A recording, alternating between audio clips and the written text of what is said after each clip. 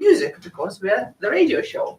We're recording our show live on the Facebook page, Taranaki Foodies with Area 41, so please go and peek behind the scenes. And also, we are recording on YouTube and Twitter. If you prefer these channels, please follow our omni-channel radio show. It's us, Alina Williams and Warwick Oy. Hello, Warwick. Hello, Alina. Very good.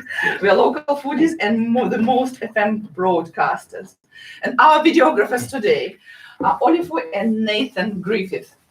And our guest today is epic, James Phillips from Daily Star. Hello, James. Hi, what an introduction. I wouldn't say epic, but we'll go with it. I'm very excited about having you in the studio because your career is so diverse, it's so rich, and there are so many stories behind it, I'm sure, and I'm so excited to hear them. Sure, yeah, you get a bit of a few stories when you've been cooking for 30 years. Kitchens are, the thing that dreams are made of and sometimes nightmares. So, plenty happening in my life so far. I'm excited too because Daily Star's been around for so long and right through all the different food trends and catering trends that we've seen in New Plymouth, so it should be a good show. Yes, and we all have relations to what you do because you did catering for both Warwick and me separately, and we all have really good memories about it. So how about we listen to the first music piece? It's Michael Franti and Spearhead, Red Beans and Rice. You like Michael Franti? Is this your choice? Yeah. Right. Originally, I had the first choice because it was chef and catering song, but I think it's always much better to go with the choice of the guest. Sure. Yeah. I'll just sit a bit closer. Sure. So I think you were on the most before I was involved. I've been involved for about 9 years or so. Yep. So it must be going back. Yeah. I don't know what happened actually. They got a new station manager and they kind of weren't that interested. This was before your time, and weren't that interested in continuing it. So when were you on? It was for a good time. When I first started Daily Star 15 years ago, say. What date would that be? In 2006. Oh, yeah. And then, for a few years. Six Yeah, years. I definitely remember it, yeah. Good times. Yeah. Yeah, it was on the breakfast show, and it was the General first, then it was Dave Haskell, and then Jack. So you were through 3 breakfast hosts. Yeah, there you go. I think what happened, the General was before my time. There was some politics there. But Yeah, there always was with the General. Yeah. We won't mention the General probably. Yeah. Last I heard, he was working in mining in Western Australia. Yeah, he is still doing it. Yeah. That's right, yeah. Do you still keep in touch with them? No. Life, everyone goes their own way. Exactly. Facebook's handy though. Yeah. Dave comes and goes, but he'll always be a most legend. Yeah. And Jack decided it was time to move on during just before the lockdown. I haven't seen Jack. But he's still at the coast though, I think. Is he? No, I think it is. Oh, you've seen Jack? Just not sure if you've got some notes, I've got a feeling he is too, got a mutual friend, Ralph. Oh, yeah, I know Ralph. Ralph That's Arnold. good. Yeah. So when I was at Inglewood, Ralph used to do our cooking classes. And he was at Feds. This is so cool. Everyone does cooking classes at a certain point of their life. Especially New Plymouth. That's It's right. that size. Ralph was. Do you know Ralph? I think so. He was, and then he went to the deli, deluxe diner. Deluxe diner, yeah. Deluxe diner. He was very good with the kids. Just very patient, very forgiving. We used to take these kids who they couldn't last a day at school. They had to He's good with that. something else, and he was great with them. He used to operate the place by Back Beach. Yeah. That was the kitchen. Yeah. And then they moved Feats. They moved to Witt, where they still are, but I don't know. I don't think they're doing the cooking because Witt does so much hospo now. And John, John from Britain's. John Hudson. John Hudson. Yeah. He does a lot of hospo as well. So we're not short of choices when we come to spend our star money. That's right. Oh, good. That's good. Yeah, That's why it wasn't always like No, that. and I'm right into it. I've got 36 girls on barista right now. Wow, that's with awesome. John. Yeah. Oh, thank Going you. to the influx of baristas Yeah, suddenly. That's awesome. Yeah. Especially with no people coming into the country. Yeah. Actually, That's true. daughter would be very envious of our facilities that were just opened this year because they weren't even she was there. But we've got a full cafe that the students practice on. In Sacred That's Heart. cool, yeah. Oh, Yeah. wow. That's amazing. Yeah. That's down the bottom there by the restaurant. No, it's I don't know if you remember the old. You know when you walk in, you sort of a block to the right and a block to the left, Yes. sort of in the feet. So in the left hand, that's all been stripped out. And both sides have all been redone. Oh. So we're in the middle of the bottom down there. Where admin used to be. Yeah, just further, yeah. They were computer rooms in the last iteration. Your poppy's there on Sunday for the big sing. Ooh. Do you want to go, Dad? Oh. Another. Of course I do. I want to Yeah, go wherever you go. Welcome back to Taranaki Foodies and Area 41 with Olena Williams, Warwick Foy, and our epic guest, James Phillips from Delhi Star. We just listened to a song called Red Beans and Rice. Is that a thing? I think it is in Creole cooking, and so I'm a big fan of Spearhead and Michael Fronto, and he's a big fan of New Zealand. Actually, he's got a couple of homes here, I believe, and spends a lot of time here. So, yeah. You started to cook when you were relatively young, a child, basically, and then there was no celebrity cooking culture. So how did you discover your passion for food? I think back in the late 80s, you had to cook everything from scratch or find out how to do it. You couldn't go to the supermarket and have 20 varieties of pesto. If you wanted to taste it, you had to find a recipe and make it. Or create a recipe. Or it's right, wing it, which goes a long way in kitchens, we all know. So I think probably the discovery, and then I was fortunate enough to do back then it was Taranaki Polytech, a hospitality course, and wasn't sure what side of it. I was thinking of the tourism side of it, but then found out I was quite confident in the kitchen. And I was lucky enough to get a little placement thing at the Devon Hotel then. Oh, wow. And so Peter Tennant took me on. Yeah, Peter Tennant. What a Very champion. powerful figure, a legend Yeah. of Taranaki. Yeah. So I was fortunate enough to start my career with Peter and the crew at the Devon Hotel. And it was a la carte back then. What was the restaurant called? It was Pete, help me out, Pete. I'm not sure, but it was a la carte back then. I remember my chef was Martin James, and we actually conceived, the team of us conceived the Devon Seafood Smorgasbord, which it turned into then, and of course evolved into Marbles today. Yeah. So we have a selection of different medals and awards from you. I believe they're not all of them because you've been around and you've been quite rewarded for all your work.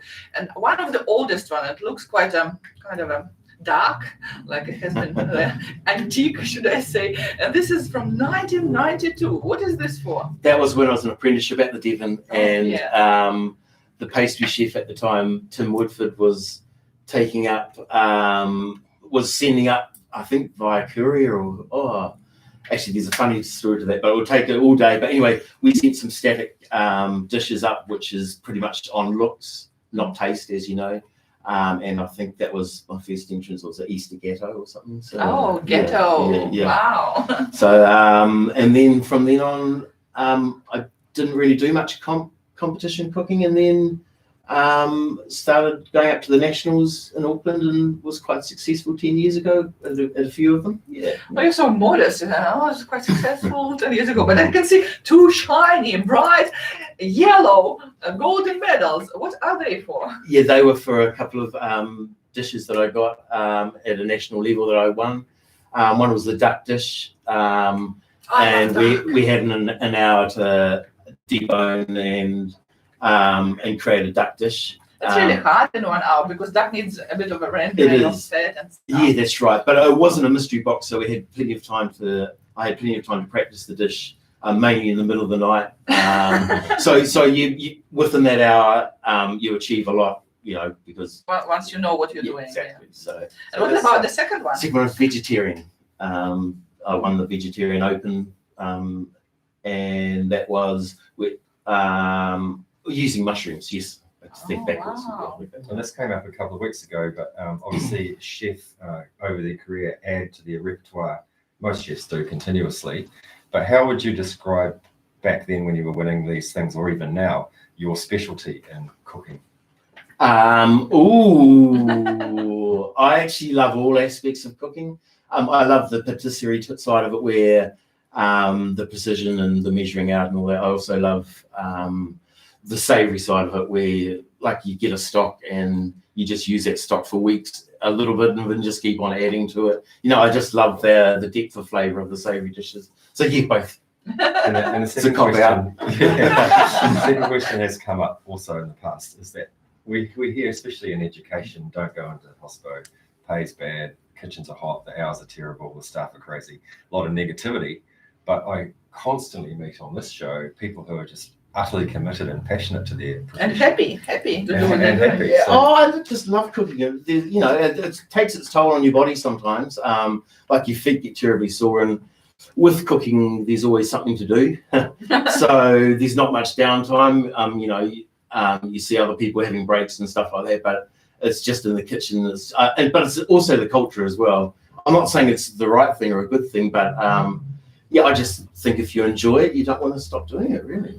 I guess that's, I'm reading the Anthony Bourdain book.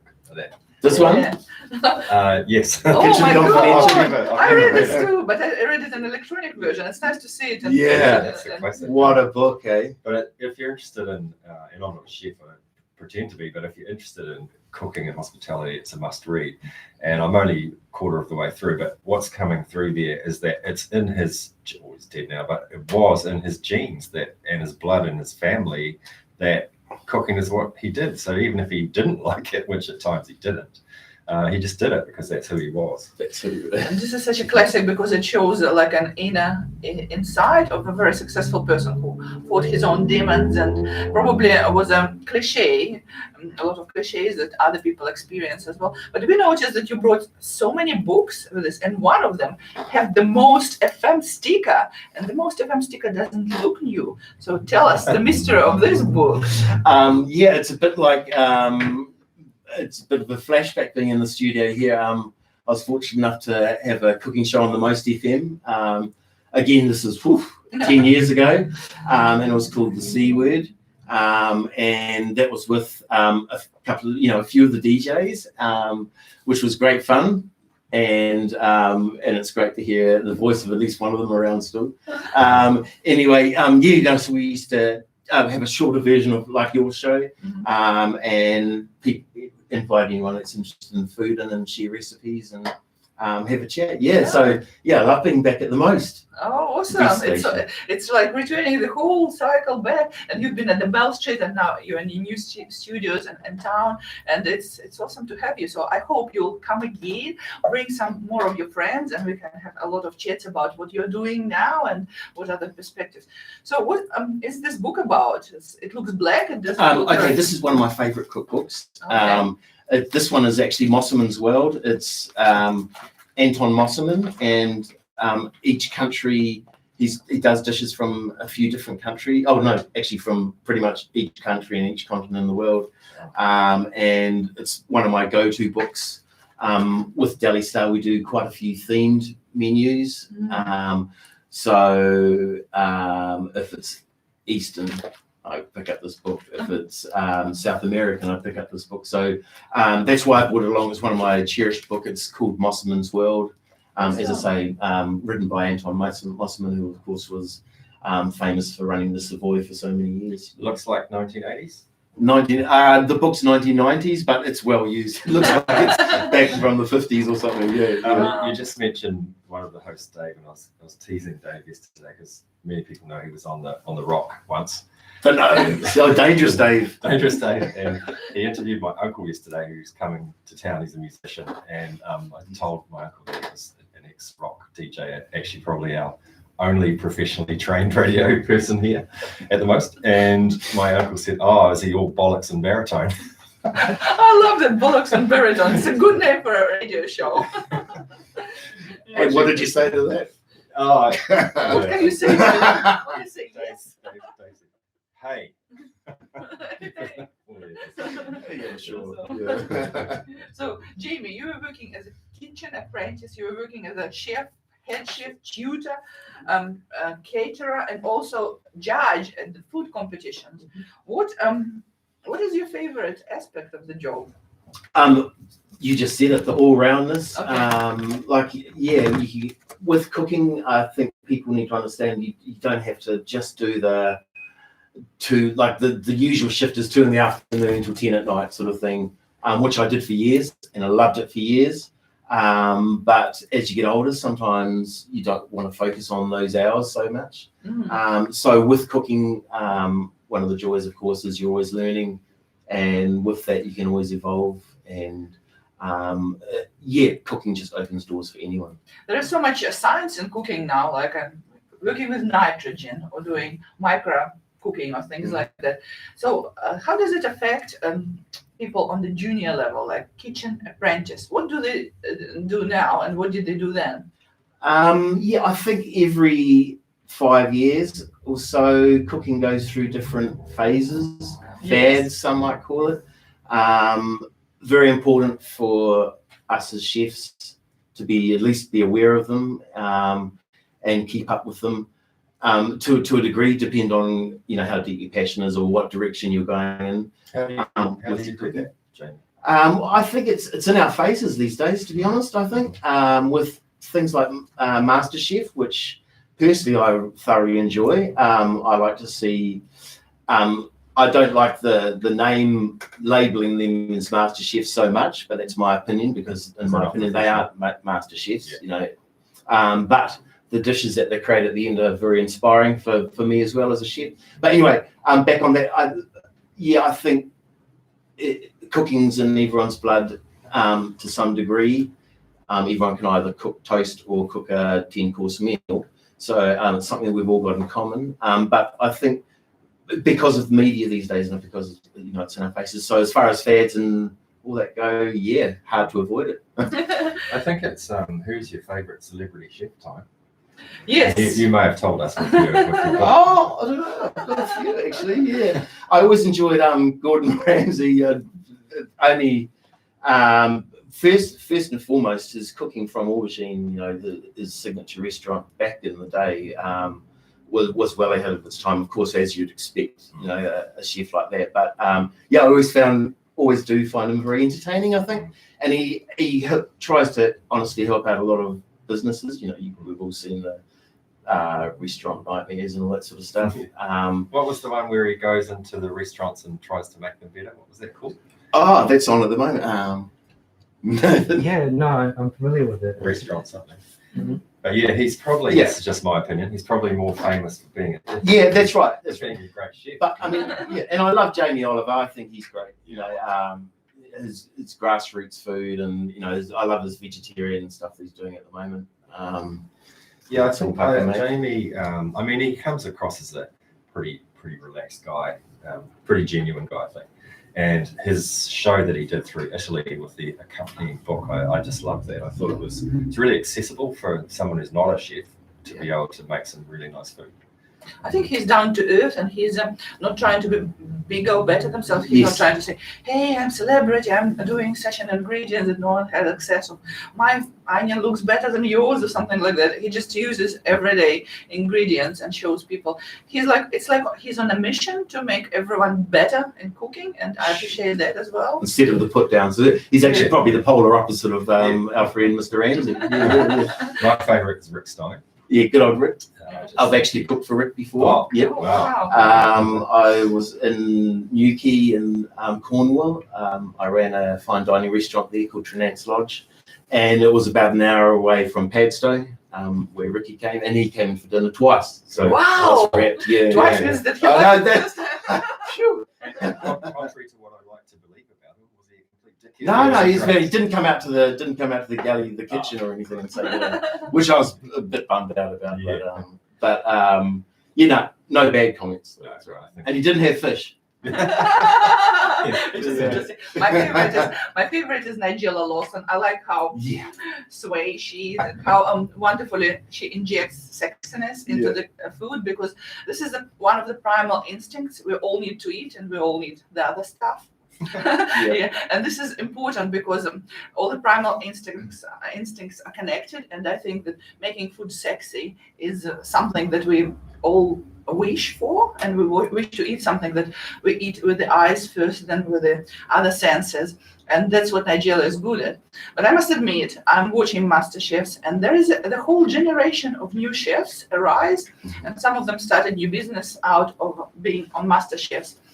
And when I went to Australia with my son, and he had an obsession with Reynolds, and we went to his cafe, and we tried like 11 desserts, and I was so full of sugar, but all of them were unique. All of them had a different signature taste, and it was absolutely amazing. So although I'm not a sweet person, but I made an exception for Reynolds restaurant. It's called Koi. So it's really interesting how we all evolve.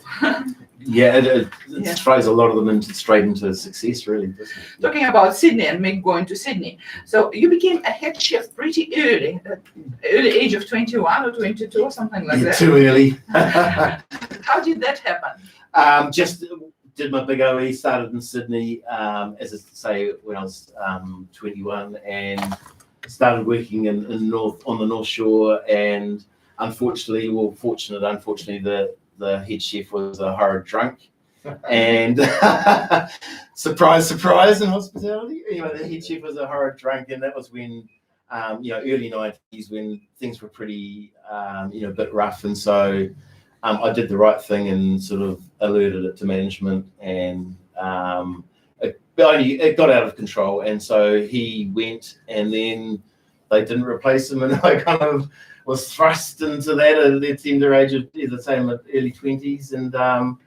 so stuck that out for a while, but I learned a lot then. You learn a lot about yourself, and but that's good. So I was lucky to have formal training at the very beginning with the Devon Hotel, and then straight into being head chef, where I had to pretty much learn a lot myself as well. So baptism of fire. Yeah, exactly. And how did the drunkenness manifest itself? Did you have to do all the work, or was he? That's exactly what the problem was. I was doing all the work, and he was taking all the glory. Reminds me of faulty tappers. I think it's a perfect time to listen to our second song, which is Hot and Cold by Katy Perry. Did you get it sorted? It's hot, isn't it? Yeah, I think Is it on? I did put it in the right setting, but it feels like it's still doing the hot air. Oh, it's better now, because It's on cold. Yeah. before it was 25. Oh. Someone wanted to torture us. Just how Go in into the the kitchen. psycho movies they change all the settings. Like you try to open it, it just opens another way, or shoes are a size big or something like that. There's no door handle. Yeah, no door handle. Richie texted me and said he wants you back on the list. Oh, wow, that's made me blush. He's pretty picky too, Richie. He is. And you have to have a specific taste in music to be on the most, because it's very alternative. Oh, I love it. Yeah. That's what it's all Well, about. this is the really best radio station in Taranaki, so. It really is the only one. Yeah. Have you got any fixed contracts, or do you just sort of do what comes along? I do a lot of funerals for eagers, so that's almost a fixed contract. No signing or anything, but I'm hot with them at the moment, and I love it. It's all daytime work, and it's all last minute, but it's all it's like sandwiches and stuff like that. So. And is it varied, or is it? No, it's pretty bog standard, and it's only like 12, 15 a head, but you might be doing it for 300 people, so it's all in the numbers. So yeah, and that's what people, when they go to a funeral, they don't want a 3-course meal. No, they just want something nice. Something nice and hot out of the oven, and I think it's also a trend. People don't want a lot of complex dishes unless it's dining situation in a restaurant. During the day or at home, everyone is going into something that it could be considered either a fast food, but a fancier version, or finger food, because a lot of people, I've noticed now, eat with their hands, which is actually quite interesting. So we're listening to the second song. Do you want Ole to bring the Sure, whenever. Yeah. And that's just a little spiel about the soups that we're doing at the camp, which So we need the utensils to eat with as well. They're already there. All he's done is prepare, mise en place. All is good. Very reliable worker. My daughter is coming back to town for 3 weeks. She's at uni and she's experienced hospo dishy at Shining Peak. So if you know any work, she's keen for just some casual work for her. Okay, because ours is more daytime. There'd be more nighttime there. Yeah, I don't think she wants to go back there. No, not for there's no issue. It's just been there, done that, try something else. But if they give her work, I'm sure she'll take it. Sure. That's the next school holidays. No, it's this week. Uni holidays. I don't know. My son's at Massey. She's at Auckland, and I'm a teacher. None of our holidays. I don't know why they don't line them up. Really, the uni holiday, because it'll be easy. They just have to shift it 2 weeks. Really? She starts on Monday. I've got 4 weeks left.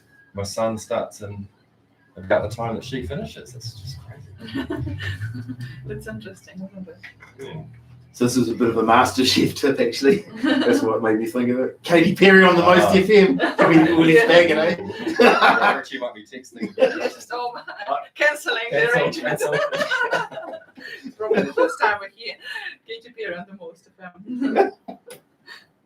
Welcome back to Taranaki Foodies with Area 41. It is Olina Williams, Warwick Foy, and our amazing guest, Jamie Phillips from Daily Star. So while you were listening to this beautiful music, Hot and Cold by Katy Perry, which is unusual for the most, we had a wonderful conversation. And Jamie brought some food for us. We are going to try it soon and give him a roast.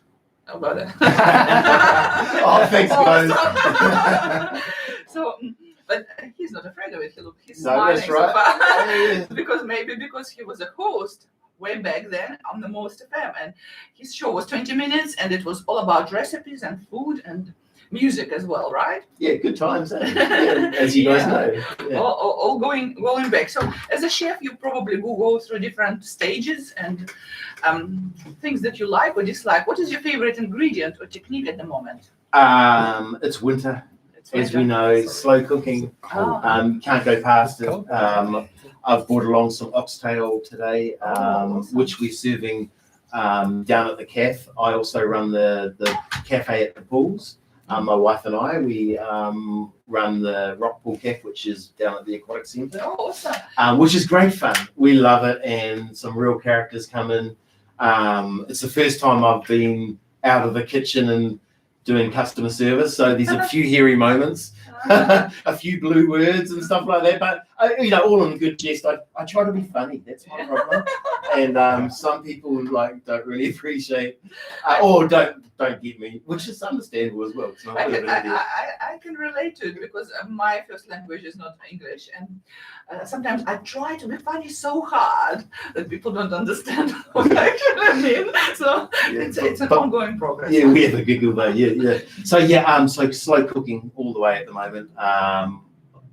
We're lucky in New Zealand and in Taranaki that we've got all 4 seasons. So let's go with that. Use produce that's in season. Oxtail is flying out the door at our cafe at the moment. What else is on the menu? We've got a lot of it's good old bog standard stuff for the pools. We can't move away from hot chips and ice cream and stuff like that. But we've certainly got a blackboard with specials on, and as I say, soups, the flavour of the month. So we've got 4 soups on at the moment. I've brought 2 along today. We've got an oxtail, we've got a veggie chowder, and also down there we've got a smoked tomato and bacon and basil one, and we've also got, I can't remember.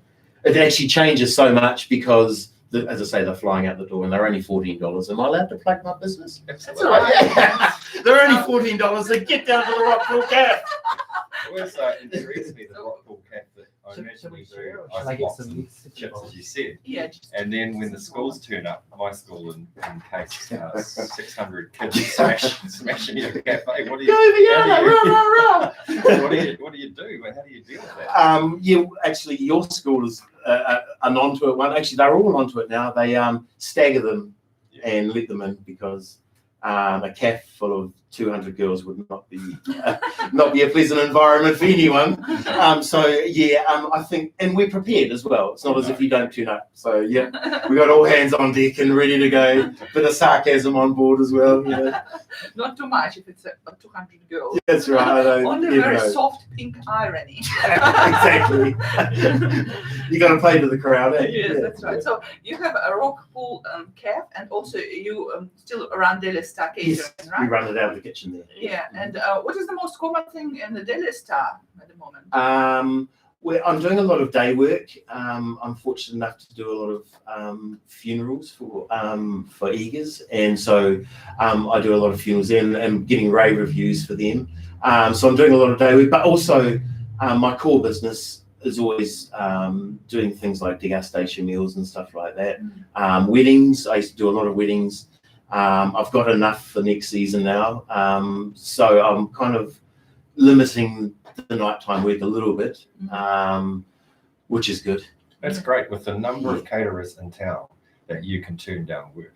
Yeah. There's a few of us. You know, there's certainly a lot, but I think, you know, like everything in Taranaki, we're pretty blessed with the size we're in.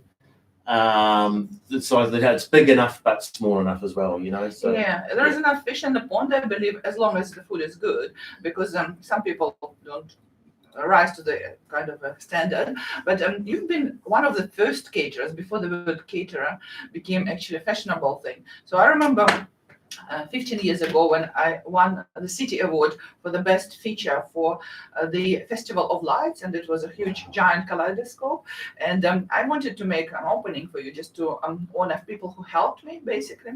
So we did a revealing, we took the things off, and I thought that we needed food, I was right, and we went to you. You were so accommodating. You gave us a waiter, you just was there. I phoned the last minute, said, can you please come 30 minutes early, and you did. So thank you for that. And so we do have kind of a long-term relations, which we forgot about for 15 years, but it's nice to see you today. Yes, and thank you for that, Alina, and thank you to all my clients, you know, past and present. It's been 15 years now, and it's been a long road, but a great road, and you know, many more to go. I wouldn't do anything but cooking. So, yeah, that's right. Okay, so let's talk about the recipe of what is oxtail. This is very English, right? Very oxtail English. Soup. Yep. So we have 2 tasters today, maybe 3. Warwick, are you trying the soup today? I'm not going to say no to those. It's winter and everyone is trying. Yeah. So this is very English, and yes. My sister is married an Englishman. So they talk about food often. They say, "Oh, you Eastern Europeans, you are weird. You eat the beef tongue." And she said, "Oh my gosh, you English are so weird. You eat oxtail." This is how all this banter going in their house. So oxtail soup is probably one of the oldest recipe in the English cuisine. And a lot of people think that English cuisine is quite boring, which I disagree. They have amazing cheeses. They know what to do with their meat. Vegetables are pretty amazing. So where did your recipe for oxtail soup came? Oh, I'm proud to say it came from my mum. So it came from my mama. This is one of her recipes. Still is, actually. So, and you know, it's all about using the offcuts or the not so popular cuts, which actually ironically are the popular cuts now, and that reflects in the price of these things as well, but well worth the effort. So yep, the oxtail is that's actually cooked 3 times. I seal it off, just the oxtail on in a hot pan, literally just in a hot pan with a bit of oil. Produce it to develop some caramelization. Exactly, get a bit of depth in there, a bit of color as well, and then so give it a good browning on the outside, and then along with a few veggies as well, and then the veggies go onto an oven tray like a trivet, and then the oxtail on top of that, quick roasting into the slow cooker, and then that's cooked with more veggie, more garlic, more herbs, and that's slow cooked for not too long, because you want it to be ready, but not to be like a pulled pork. You don't want it to be falling off the bone too much. You want it still to be just on the bone. Anyway, that goes in the slow cooker for about 3 or 4 hours. So you use pork as well as no, but you certainly, if you were to do pork in a slow cooker, you could apply that. And then that's cooked, and then It's just pretty much set for the day and over in the fridge overnight. You skim the fat off because, of course, there's lots of fat in the oxtail, which is part of the joy, of course. But you take some of the solid fat off the top, and then you finish the soup off, thicken with just a little bit of flour. Awesome. So you would never consider serving that without a night in the fridge? Yeah, you could do it, but I just think that the fat settles too much. I think it'll be a little bit too fatty if it didn't do that. Actually, I've tried it before. It's it leaves a ring of fat around your mouth a bit too much. Some people like it, some people dislike it. But there's still plenty of fat left in it the next day, believe me. Yeah. So your cooking appeals to me because I do blogging, and it started with cooking classes and things like that. So my specialty is ethnic cuisines. So I find the best in different things, and I believe there is a lot of things to discover. And sometimes you find similarities from one culture to another. It is called different, maybe slightly different ingredients, but technique could be the same. So do you use a lot of onion in your oxtail soup? Oh yeah. So we always do a mirepoix, which of course is our diced onion, celery, carrot, garlic. That's why I always thought that oxtail soup is like an English onion soup, French onion soup. Yeah. So with a bit of a meat and with a bit of other vegetables. But I used to cook oxtail soup with a lot of onion, and this is always gives the sweetness of it. Beautiful. I love onions. Yeah. Especially with the caramelization. Yeah. For the non-chefs, the French word is mirepoix, and it's carrot, celery, onion. Carrot, celery, onion, garlic. All rough cut. Doesn't matter. Generally, with the chowder, it's all nicely rough cut because it's not whizzed up. But with anything that's going to be whizzed up or combined, it can be rough. But yes, it's the base of the sauce. Mirepoix, I believe in French, is humble beginnings. So there you go. Wow. So it's a base for soup. It sounds very fancy in French, mirepoix, but actually translation is very humble. Yeah, just humble. So I've noticed that Warwick stopped eating because he starts talking. Well, I'll tell you why I stopped eating, because my mother's soup recipe, it's actually my grandmother's soup recipe, is split pea and ham, and I always put some vegetables in as well. So I made that today. I usually only make it once a year. I make a massive stock pot of it, and I made it today, and I'm full. So that's why I've not had much soup. So how was the soup for you? What did you try today, Warwick? The family recipe is... today in the studio. Oh, sorry. It's your work. It's bacon hock. Split pea. You can use green or yellow. I always put some pearl barley in, celery, carrots, pepper, garlic. Maybe I've forgotten something, and then you just cook it for 2 or 3 hours. It's always better the next day because it coalesces into a silky, smooth soup. But that's been passed down to my dad. He makes it. I make it. My sister makes it. But on to your soups. But I love it how you had pepper quite high up on the list for it, which is great for me. I'm a great fan of pepper, and I think it gets overlooked a lot. And barley also gives a very interesting texture to the soup. Yeah. Again, the silkiness sometimes comes from this grain. And I find when you're cooking things, for example, a soup or stuff, season at the beginning. We're always taught as chefs not to season at the beginning because you do it at the end. But if you're sweating stuff off and you add a bit of salt in it, it's going to change the flavour dramatically, and it's going to bring out all the natural stuff. And as you know, salt brings out moisture, and so it's going to enhance it, as long as you don't over season. Yeah. And that's what our grandparents taught us, and this is nothing wrong about cooking like it used to be in the kitchens, ovens. I've never thought about that till you mentioned it, but I use black pepper, ground black pepper at the start, and then when it's served, I use white pepper. It is a little bit of a hint for Chef Warwick. So what soup did you try from Jamie Phillips today, Warwick? I'm going to try and sneak one of them home. I tried them both. The veggie chowder. And I make chowder, but I can't get it so slick as that. It's just so creamy. It's tricky with seafood's a gimme. For me, it is anyway, because you add the dill and the seafood, and that's like bang. So veggie chowder's a bit more technical. Yeah. So it's pretty much just a light bechamel, very light bechamel. Oh, you use cheese in it. Or cream. No, not cheese. No, not Mornay, but just my wife put so much cheese in it at the end, and it's incredible. It makes it all stretchy. But anyway, that's a whole different story. Yeah, it's just a very light vegetable, but it's got a load of veggies in it, and it's all sweated off at the beginnings. Like, for example, the mushrooms are tiny, and it was just been sweating. And so all I did for that one is blob of butter, chuck your fancy mirepoix in this time, so nicely diced, because you're not going to whiz it up. Corn, of course, mushrooms, things like that. Give that such a good sweet down for 20 minutes and potato as well. So when the little cubes of potato are cooked, that's when you start finishing it off. So it's all just veggie sweet down, and then you add a little bit of flour to that, add the milk, and you're making a nice light bechamel to go with it. Yeah, but the flavour's all in that first initial sweating process. You must have used full blue milk in there. Yeah, of course. Yeah. And finish with cream. Cream, brother. Yeah. I thought you had to. It was cream. Yeah, I sneak a bit of cream in there. So the oxtail, are we talking about that? Yes. Yep. So I love the unfashionable meats like the beef cheeks, and how you said they've come back. And what that presented to me was just richness, again, silky smooth, very complex because you described it's been cooked several times and waited for a day and so on. So the flavors have really come out. So that's delicious, very rich. I wouldn't be having 5 or 6 cups of it. Not exactly. But it's fine. Yeah. Very nice. You're already fantasizing about it. And I am blushing. Thank you, Laurie. We've got a bromance going on. Yeah, I can see that. I'm sorry to intrude, but I will. So we have a professional reviewer, food reviewer in the studio. So Nathan Griffiths is our social media manager, and he's a leader of the group of the food reviewers. He's going to talk to us about your flavor profile. That's a great word.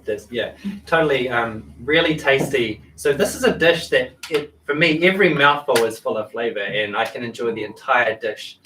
And I also look forward to each bite. It's a great way to eat vegetables. Every mouthful, I'm thinking, oh, am I going to get some celery? Am I going to get another potato? And all the vegetables are just completely saturated with that broth, and it makes it taste real good. It's satisfying. It makes me feel warm inside. Like, that's the sensation I get is from this type of food. It's warm. This was vegetable chowder from Jamie Phillips. This is amazing. So, yes, vegetables is an interesting topic because nowadays a lot of kids don't eat vegetables, and making them a desirable thing is really cool. Also, I noticed as a blogger, it's very hard to make soup looking good because it's basically a puddle of something. There's things in it, but in general, it's a puddle. Yeah, so making, but I look at your soup, and there are those vegetables are like little jewels in a like a milk and honey river. So it's. I love that. Thank you. Yeah, I need to come and review your food. So. I'd love you to anytime. Speaking of soup, in the Anthony Bourdain book, he's turned on to food by vichyssoise, which I don't think I've ever tried. So I was looking up on the internet. I was going to make it this weekend, but I didn't get around to it. Do you have you made vichyssoise? Yes. So it's a soup that can be served hot or cold, of course. Mm-hmm. And of course, Anthony Bourdain mentioned in his first chapter, I think, how he discovered his passion when he tried this cold soup, and it was 7-year-old. As a 7-year-old on the train to Paris. That's right. Yeah. And so he was quite intrigued with this vichyssoise. So it's a leek and potato soup, served hot or cold. I believe I've only really done the same recipe for both. But of course, with the cold one, you need it not so thick. Just because when things are cold, they do thicken anyway. Like, as you know, when you soup, you leave it in the fridge, it's thicker the next day, and you're like, wow, it's not that thick. Sometimes Jenny fries happens with borscht. Yeah. So I think generally the same, as long as it's got a good chicken stock, always chicken stock, and unless you're a vegetarian, of course, vegetarian stock, you get some good vegetarian stocks off the shelf these days. The Campbell's and all that sort of scare on, which are made with care. It's quite tricky to do your own veggie stock. So So yes, so you fish spa, yeah, hot or cold Classic, vegan potato soup. Classic. I'm going to give it a go. And of course, there's gazpacho as well, which is quite a famous. Oh, I love gazpacho soups. Yeah, I have a kid's childhood trauma. I'm not really huge on soups because I was made to eat soups. In our culture, in Russian culture, it's supposed to be a good thing. If you eat soup, you're supposed to look after your health and other things. Bullshit. I think you say borscht, then they say bullshit. Bullshit. Yeah, but and I used to hate certain products, but now when I grew old, I started to appreciate the masterful skills that go in it, and sometimes I realized that so much things are happening in the dish that you can't really ignore it. You have to honor it in so many different ways. So yes, we are about to wrap up. And we're going to say a few words from our sponsor. Is there anything happening in your life or in your business that you would like to talk about? New menus or events happening? No, just come and see us at the Rock Pool. Say you heard the show, and I don't know, I'll give you something. A smile, at least. A joke from Jamie. Exactly. And we guarantee it's not a good one. We've alluded to that earlier on. Yeah.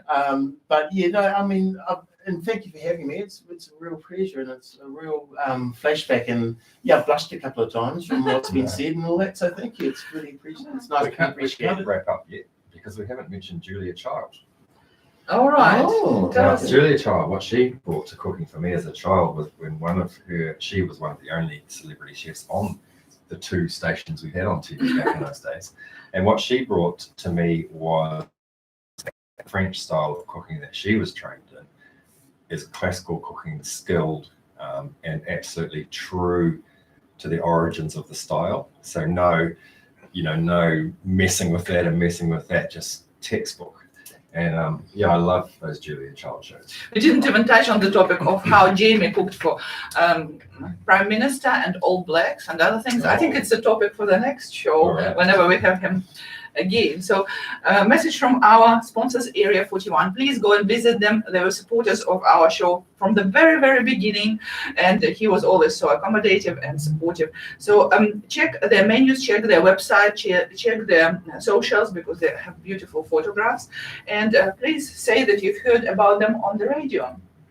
Thank you for listening to us today. And we are Olina Williams and Warwick Foy, our foodies, your local broadcasters. And we had an epic guest today, Jamie Phillips from Daily Star and Rockpool Cafe. And we are going to listen to some of the cheesy songs that Warwick prepared for us. Well, that's not quite true today. The first one is I think it might be your choice, Jamie. It's Lee Scratch Berry. That's me. Final selection roast fish and cornbread, which we could not call that cheesy. No cheesy. There is no cheese in the recipe. There's no cheese. And I threw in something that I just came across today, which is called I Want to Lose Control Uh-Oh by Death Ray, which is just a real good rocky song. So we'll wrap it up with that. This is cheesy. Awesome. This is such a happy was show. fun. Well done. I'm going to try this now. Right. I hope that was all right. I make I didn't really swear. good- It's Oh. a great accomplishment. He came to Womet, didn't he? Lee Scratch Berry? No. He came to, I saw him in Wellington. Bushy One Stream did. I drove for him. Did you? Yeah. Was Yeah. he? Oh. Yeah. Oh, is that how you got him? Because you got a little thing of him saying the most defend. Yeah, so what we do with TAP is we do the most breakfast and they line up. Most of them can't get out of bed.